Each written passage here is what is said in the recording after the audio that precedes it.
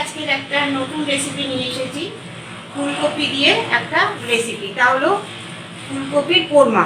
এই ফুলকপি কোরমা করার জন্য আমি এখানে বড় সাইজের একটা ফুলকপি নিয়ে নিয়েছি। আমি এটা কেটে ধুয়ে রেখেছি এবং এই মাথাগুলোকে আমি একটু করে চিড়ে দিয়েছি, যার ফলে এটা তাড়াতাড়ি যাতে সিদ্ধ হয় সেই জন্যই এটা মাথাগুলো চিড়ে দেওয়া। আচ্ছা, এবারে আমি এই ফুলকপিটাকে প্রথমে আমি এখানে গোলমরিচ গুঁড়ো নিয়েছি হাফ চামচের একটু বেশি। এইটা আমি প্রথমে এটা গায়ে দিয়ে দিচ্ছি। আর দিয়ে দিচ্ছি এখানে 100 গ্রাম টক দই ফেটিয়ে রেখেছি। এইটা আমি এর ভেতরে অর্ধেকটা দিয়ে দেবো। অর্ধেকটা দিয়ে আমি এটাকে মাখিয়ে 8 ঘন্টার জন্য ম্যারিনেট করতে রেখে দেবো।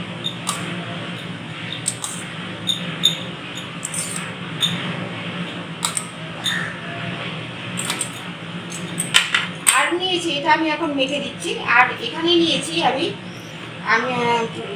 পোস্ত, চালমগজ এবং কাজু বাদাম 2 চামচ করে আমি আগে থেকেই বেটে নিয়েছি।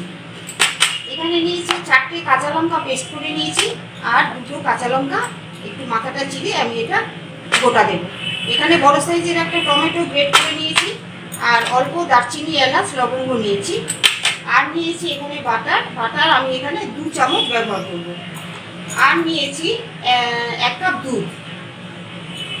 আর এই সমস্ত রান্নাটা আর এতে কিন্তু আমি হলুদ ব্যবহার করব না এবং জলও একদম ব্যবহার করব না।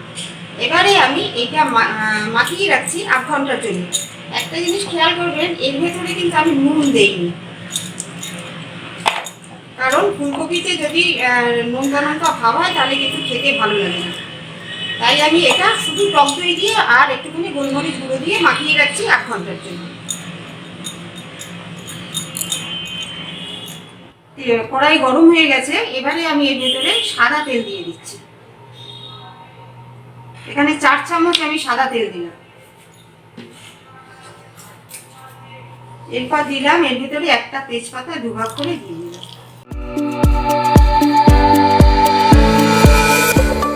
আর দিয়ে দিলাম 2 চামচ বাটার। সমস্ত রান্নাটাই কিন্তু আমি মিডিয়াম টু লো ফ্লেমে রান্না করব, কারণ এতে 1 ফোঁটাও জল দেবো না। কপিটা সিদ্ধ হতে লাগবে, বেশি আঁচ বাড়িয়ে দিলে কপিটা ভালো সিদ্ধ হবে না। এর ভেতরে দিয়ে দিচ্ছি আমি গরম মশলাটা। গোটা গরম মশলাটা থেকে যখন একটুখানি ভাজা গন্ধ আসবে তখন আমি এর ভেতরে সমস্ত মশলাগুলো এক এক করে দিয়ে দেব। এরপরে দিয়ে দিচ্ছি আমি টমেটোটা।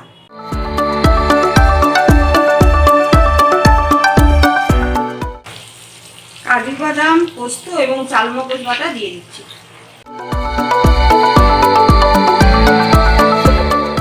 খুব সহজ রান্নাটা, খেতে কিন্তু অপূর্ব হয়, আর রান্না করাও খুব সহজ, বেশি উপকরণেরও দরকার নেই।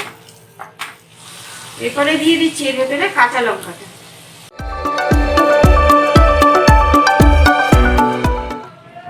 এবার আমি এর ভেতরে দিয়ে দিচ্ছি স্বাদ মতো লবণ।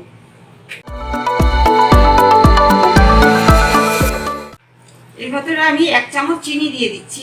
আমি আমার স্বাদ মতো চিনি দিলাম, আপনারা আপনাদের স্বাদ মতো দেবেন। এই রেসিপিটা কিন্তু একটু মিষ্টি ধরনের হলেই ভালো হয়, বেশি ঝালের দরকার নেই। এবারে সমস্ত উপকরণগুলো আমি লো ফ্লেমে ভালো করে কষিয়ে নেব। এরপরে আমি এর ভেতরে ফেটিয়ে রাখা বাকি যে দইটা ছিল সেইটা আমি পুরোটা দিয়ে দিচ্ছি। সব মিলিয়ে আমার এখানে কিন্তু 100 গ্রাম টক দই ছিল। আমি এটা ভালো করে একটুখানি জল দিয়ে আমি ফেটিয়ে নিয়েছিলাম। এবারে সমস্ত উপকরণগুলো দেওয়া হয়ে গেছে। এরপরে আমি এটা কষাতে থাকবো যতক্ষণ না এটা দিয়ে তেল বেরিয়ে আসছে।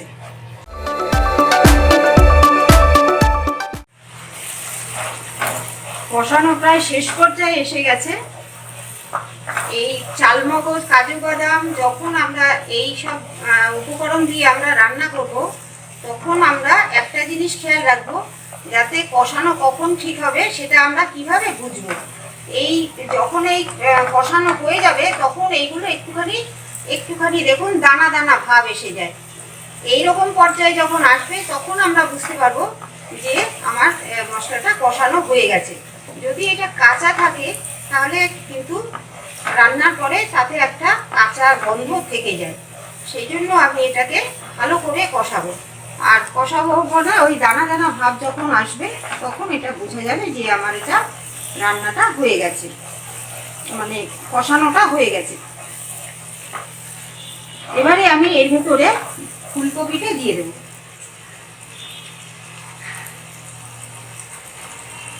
আমি যে টক দই এবং গোলমরিচ মাখিয়ে রেখেছিলাম এই ফুলকপিটা এরপরে আমি এর ভেতরে দিয়ে দিচ্ছি।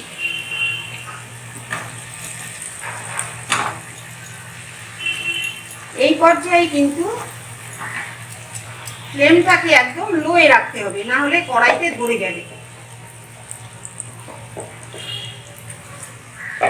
এরপর আমি মশলার সঙ্গে সমস্ত ফুলকপিটাকে ভালো করে মিশিয়ে নেব। মিশিয়ে নিয়ে আমি 10 মিনিটের জন্য ঢাকা দিয়ে রাখব। বন্ধুরা, যারা আমার চ্যানেলটি সাবস্ক্রাইব করেননি তারা অবশ্যই আমার চ্যানেলটি সাবস্ক্রাইব এবং পাশে থাকা বেল আইকনটি বাজিয়ে দেবার অনুরোধ রইল। আমি এবারে এটা আমার মেশানো হয়ে গেছে, এরপরে আমি এটাকে 10 মিনিটের জন্য লো ফ্লেমে ঢাকা দিয়ে রাখছি। 10 মিনিট হয়ে গেছে, এরপরে আমি ঢাকাটা আস্তে করে তুলে দিচ্ছি। তুলে দিয়ে আর মাঝখানে আমি একবার ঢাকাটা খুলে একবার নেড়ে দিয়েছি, নাহলে বাদা মাছে লেগে যাবে, সেই জন্য। এরপরে আমার এটা কষানো হয়ে গেছে, ফুলকপি অনেকটা নরম হয়ে গেছে। এরপর আমি এর ভেতরে দুধটা দিয়ে দেব। এরপর আমি এই দুধটা 1 কাপ দুধ আমি দিয়ে দিচ্ছি। এবার দুধের সঙ্গে কপি ভালো করে আমি মিশিয়ে নিয়ে আবার 10 মিনিটের জন্য আমি ঢাকা দেব। 10 মিনিট নাও লাগতে পারে, ফুলকপিটা কিন্তু বেশি গলা গলা না করলেই ভালো হবে। একটুখানি শক্ত শক্ত থাকবে অথচ সিদ্ধ হয়ে যাবে, সেই রকম অবস্থায় আমি ফুলকপিটাকে নামিয়ে দেব। এবারে আমি আবার 10 মিনিটের জন্য ঢাকা দিয়ে রাখছি। মিনিট হয়ে গেছে, আমি এবারে ঢাকাটাকে তুলে দিচ্ছি। ঢাকাটা তুলে আমি দেখি যে কতটা এটা রেডি হয়েছে। ফুলকপি সিদ্ধ হয়ে গেছে, ফুলকপি সিদ্ধ হয়ে গেছে, কিন্তু এই ফুলকপিটা কিন্তু একদম গলা গলা না করাই ভালো। আমি একটু শক্ত সিদ্ধ হবে, কিন্তু এটা গোটা গোটা থাকবে। বেশি ফুলকপি গলে গেলে কিন্তু টেস্ট নষ্ট হয়ে যায়। এবারে আমার একদম রেডি হয়ে গেছে। এরপরে আমি এর ভেতরে গরম মশলা এবং একটু ঘি দিয়ে দেবো। এবারে 1 চামচ গরম মশলা ঘি দিয়ে দিলাম,